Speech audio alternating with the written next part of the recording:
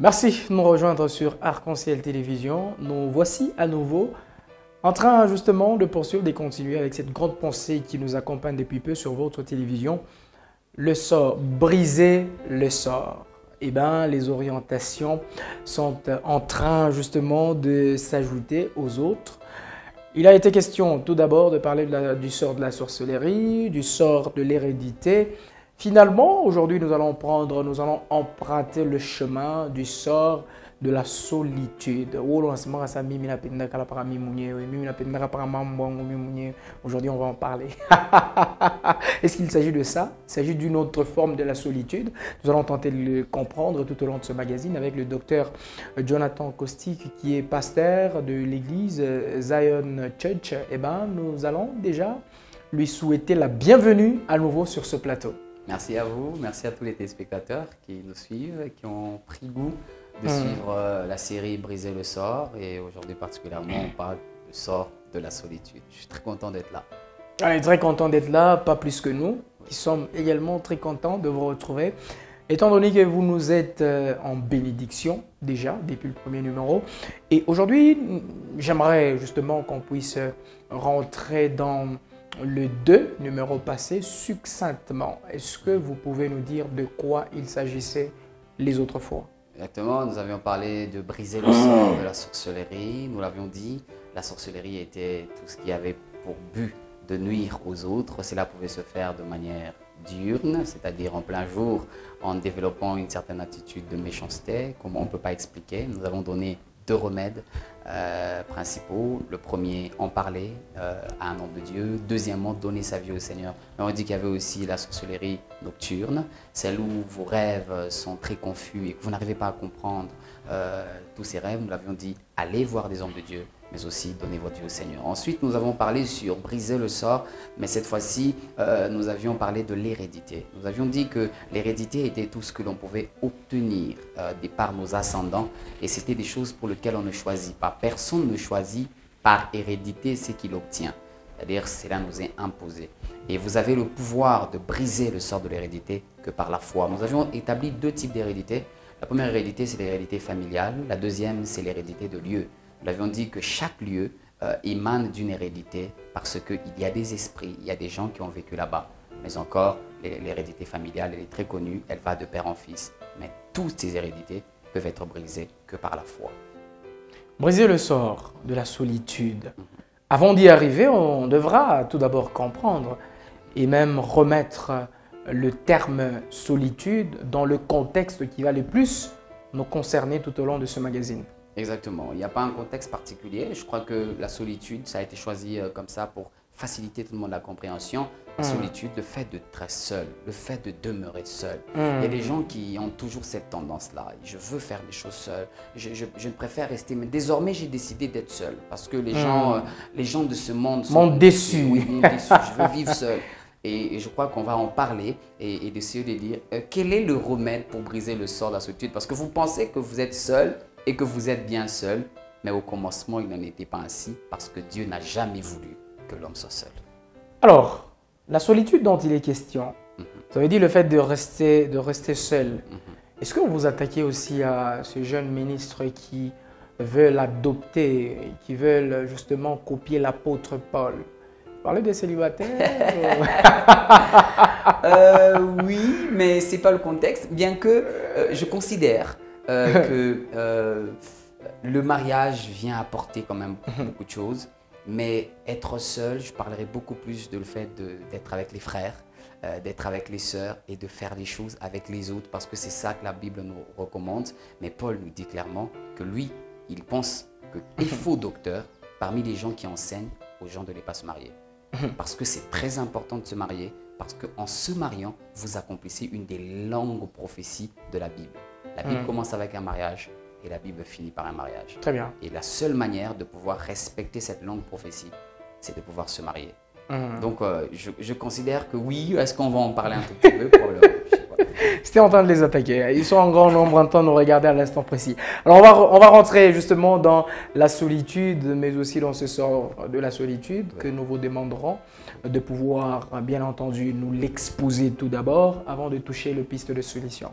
Exactement. Frères et sœurs, Vous êtes là de partout, probablement, vous vous demandez pourquoi on parle de la solitude. Parce que pour moi, c'est un choix que j'ai fait personnellement. Je veux vivre seul. En voici la teneur que le Seigneur te donne. Premièrement, la solitude, c'est quelque chose que Dieu a remarqué. Avant que l'homme ne remarque qu'il est seul, c'est Dieu qui a commencé à remarquer que l'homme était seul. La Bible dit, il n'est pas bon que l'homme soit seul, je lui ferai une aide semblable. Ce n'est pas l'homme qui a dit à Dieu, je suis seul. Comme vous, dans votre cas, ce n'est pas vous qui pensez que vous êtes seul. C'est plutôt nous qui vous voyons et considérons que vous êtes seul. Dans ce que vous êtes en train de faire, dans ce que vous êtes en train de vivre, parce que quelqu'un vous a blessé quelque part, parce que quelqu'un n'a pas été comme vous l'aurez voulu, parce que quelqu'un a abusé de vous, que vous avez décidé désormais de tourner le dos aux hommes de cette terre, aux femmes de cette terre et de dire « je veux rester seul toute ma vie » en parlant du mariage, ou encore « je vais faire désormais les choses seul parce que en parlant de la société, parce que les hommes sont mauvais ». Frères et sœurs, la solitude est quelque chose pour lequel Dieu lui-même a considéré qu'en regardant l'homme, qu'il n'était pas bon. Imaginez-vous que Dieu a considéré que le fait qu'il avait créé le deuxième jour, cela a été bon. Le troisième jour, cela a été bon. Le quatrième jour, cela a été bon. Jusqu'au sixième jour, après avoir créé Adam, il attend. C'est quand il dit il n'est pas bon. Adam est devenu la création, la sixième création, mais pour lequel Dieu n'a pas dit déjà il est bon. Il a dit il y a un problème. Il n'est pas bon qu'il reste comme ça. Je lui ferai une aide semblable. Et quand je parle forcément d'une aide semblable, je ne parle pas que d'une femme que vous devez épouser. Je suis en train de parler forcément des gens dans la vie que vous devez tendre la main. Il y a des gens qui vivent tellement des problèmes, qui sont prêts même au suicide, mais ils ne veulent pas parler avec les autres. Ils ne veulent pas exposer les problèmes qu'ils ont. Aujourd'hui, on a de plus en plus des gens qui sont confinés dans les maisons, dans des chambres. Ils ont leur téléphone. Ils préfèrent parler avec des gens qui sont loin que de parler avec des gens qui sont vrais et prêts. Frères et sœurs, j'aimerais bien vous encourager de là où vous êtes, que quelqu'un l'a vécu à votre place. C'est Jésus-Christ. La Bible dit, alors qu'il arrive au temps où il commence à paniquer, il commence à avoir peur. Mes chers amis, j'encourage quelqu'un qui passe des moments de peur. J'aimerais vous le dire, le Seigneur Jésus est passé aussi par ça. La Bible dit, lorsqu'il sentait sa mort proche, il s'est senti seul. Et quand il s'est senti seul, il est venu voir les disciples. Il leur a dit, est-ce que vous ne pouvez pas prier avec moi? Imaginez-vous, le roi de rois est en train de demander à ses créatures de le tenir compagnie et de prier avec lui. Pourquoi? Parce qu'il se sent seul. La Bible dit, son âme est triste jusqu'à la mort. Frères et sœurs, vous avez peut-être une tristesse, ça vous rend seul. Mais même quand faites comme Jésus, faites comme Jésus. Trouvez des gens à côté et demandez-leur de prier avec vous. Et ça que Jésus a vécu ça. Et la Bible dit, au bout d'un moment, il est allé se retirer. Il s'est jeté face contre terre. Il a commencé à prier. Et il priait. La Bible dit, sa sueur se changeait en grumeaux de sang. Une pathologie rare utilisée en médecine, l'hématohydrosis. Et carrément, les grumeaux de sang ont commencé à sortir à la place de la sueur. Parce que ses vaisseaux capillaires avaient éclaté de peur. Cet homme était tellement dans l'agonie. Il avait tellement une peur. Et il se sentait abandonné. Et j'aime beaucoup parce que là où l'abandon humain n'a pas marché, l'abandon humain a su marcher parce que les disciples étaient fatigués, ils avaient sommeil, Dieu a pu envoyer un ange. Donc si c'est votre cas aujourd'hui, j'aimerais bien vous le dire, frères et sœurs, vous n'êtes pas seuls. La solitude, ce n'est pas vous qui l'avez commencé, ça a commencé depuis Adam, Dieu a trouvé un remède. C'est passé même par Jésus, Dieu a trouvé un remède. Alors vous avez élucidé dans votre discours tout à l'heure les causes, certaines causes qui font à ce que les uns et les autres puissent se retirer de la foule, puissent se retirer de frères et sœurs. Mais ici, j'aimerais qu'on établisse la frontière entre la solitude et l'orgueil.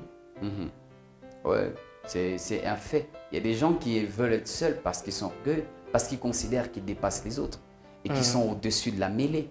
Ils considèrent que le fait qu'on va se mélanger ensemble, ça va faire en sorte, ça va me diminuer.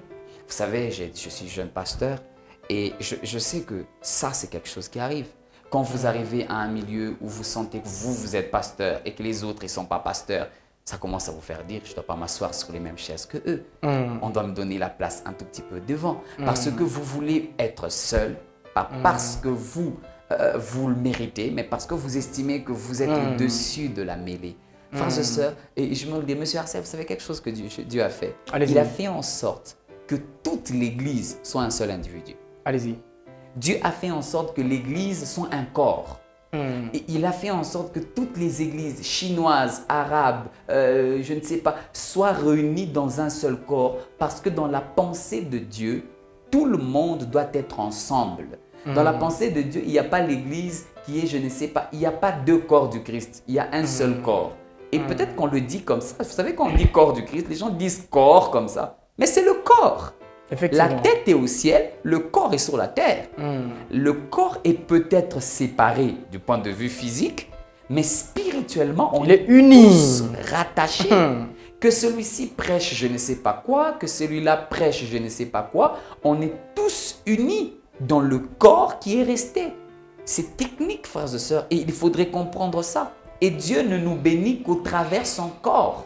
Et la Bible dit, l'onction descend depuis la tête d'Aaron jusqu'à sa barbe et jusqu'à tout le corps. Et Aaron est une image christique. Dans l'Épître aux Hébreux, on considère que le souverain sacrificateur Aaron n'est pas plus excellent que le souverain sacrificateur Jésus-Christ, qui lui n'était que l'ombre de celui qui devait venir. C'est-à-dire l'onction qui descend de Jésus est une onction qui a plusieurs facettes, mais cette onction est la même. Frères et sœurs, on ne peut pas vouloir vivre seul. Non, je vais faire mes choses seul. Je crois que je vais faire mes choses seul parce que j'ai l'impression que les autres ne me comprennent pas. Frères et sœurs, on ne va peut-être pas vous comprendre, mais vous devez être avec les autres. Vous devez demeurer avec les autres. Et c'est pourquoi j'aime beaucoup l'auteur d'Épîtres aux Hébreux, et je parle beaucoup de lui aujourd'hui. Il dit quelque chose de bien. Il dit, ne désertez pas vos assemblées. J'aime beaucoup l'expression utilisée, assemblée en français. Assemblée. C'est le fait qu'on nous met ensemble. Très bien. Les églises, ce sont des assemblées parce que ça nous met ensemble. Et quand vous venez à l'église, il y a des gens qui quittent rapidement. Ils disent non, moi je n'aime pas à l'église, on va me manquer du respect. Je dois aller rapidement parce que si on s'habitue avec eux, ils vont un jour me manquer du respect. Frères et sœurs, ce n'est pas la pensée de Dieu. Dans la pensée de Dieu, on nous a fait venir à l'église pour que l'on puisse être assemblés. Assembler. Quand on prend des pièces séparées, on va les assembler pour faire une même pièce. Et c'est là l'objectif de Dieu. Donc, je veux parler à ces ministres. Ben oui, assemblez-vous avec les autres. Parce que c'est ça la pensée de Dieu. Quelqu'un me dirait, non, vous ne savez pas les choses que les gens m'ont fait. Vous savez, si on était Dieu, on n'aurait jamais accepté que les anges restent au ciel. On allait créer un autre ciel pour eux. Parce que Lucifer avait abusé. Très bien. Mais Dieu ne l'a pas fait. Très bien. Ceux qui sont restés fidèles sont restés avec lui. Très bien. Ceux qui l'ont quitté sont partis. Il n'a pas changé la configuration céleste. Il a gardé les 4 êtres vivants, les 24 vieillards. Il a gardé tout le monde. Ne te sépare pas des gens parce que certains ont abusé de toi. Non, reste avec ceux qui sont restés avec toi. Et c'est là la preuve de briser d'abord ce sort de solitude. C'est-à-dire, pourquoi tu veux vouloir vivre seul?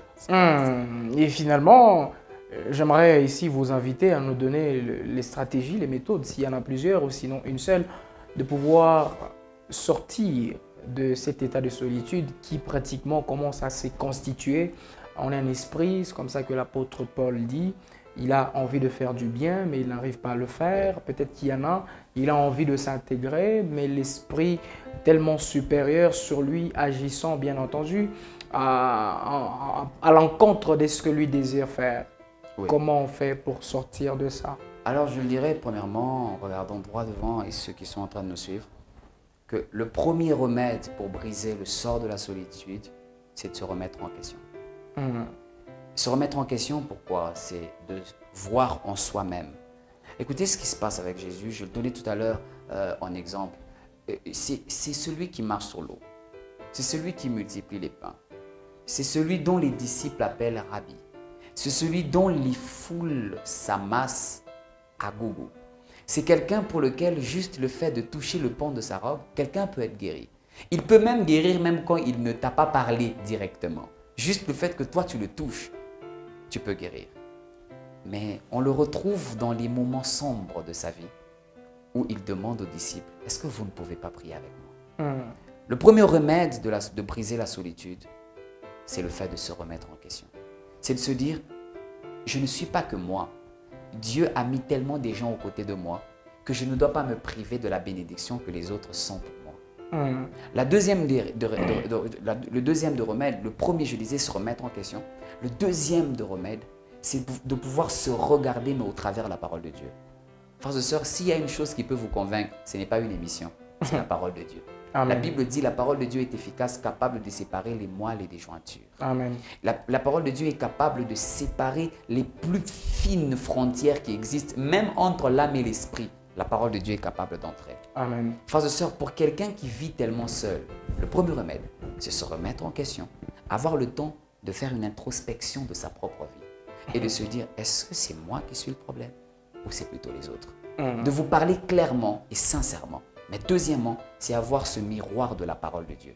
De se dire, je veux tellement vivre seul parce que je me suis rendu compte que les gens m'ont blessé. Je me suis rendu compte que je n'aurais pas dû ouvrir mes portes aux gens.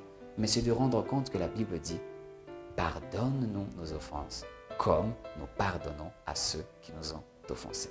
Jésus, en donnant la prière aux disciples, a même mis le piège. Il dit, lorsque vous priez, dites à Dieu que vous avez pardonné.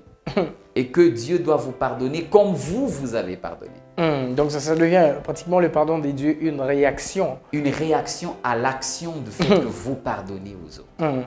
Jésus ne l'a pas fait pour rien. Parce que dans la pensée de Dieu, aussi mauvais que est quelqu'un, vous devez arriver à le pardonner et à marcher avec lui. Aujourd'hui, je vais faire un appel avec ceux qui sont en train de nous suivre, avec votre permission. Allez-y. Pour les gens qui sont là à la maison et pour les gens pour lesquels ils se sont dit, j'ai décidé d'être seul, ce n'est pas parce que je le veux. J'ai décidé d'être seul parce que les gens m'ont fait beaucoup de mal. Jésus à la croix, lorsqu'il arrive, la première réaction, ce n'est pas d'abord de pleurer.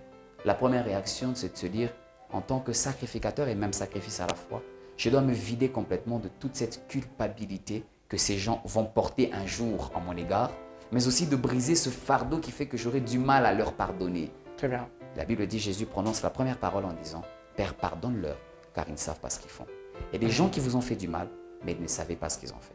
Très bien. Il y a des gens qui vous ont tellement blessé, mais ils ne savaient pas ce qu'ils ont fait. Mais ce qu'ils ont créé en vous, c'est la solitude. Ce qu'ils ont créé en vous, c'est le fait que vous vous êtes dit, vous savez, il y a des gens qui sont solitaires, même avec leurs parents. Moi, je rencontrais des gens qui ont des problèmes de solitude envers leurs parents.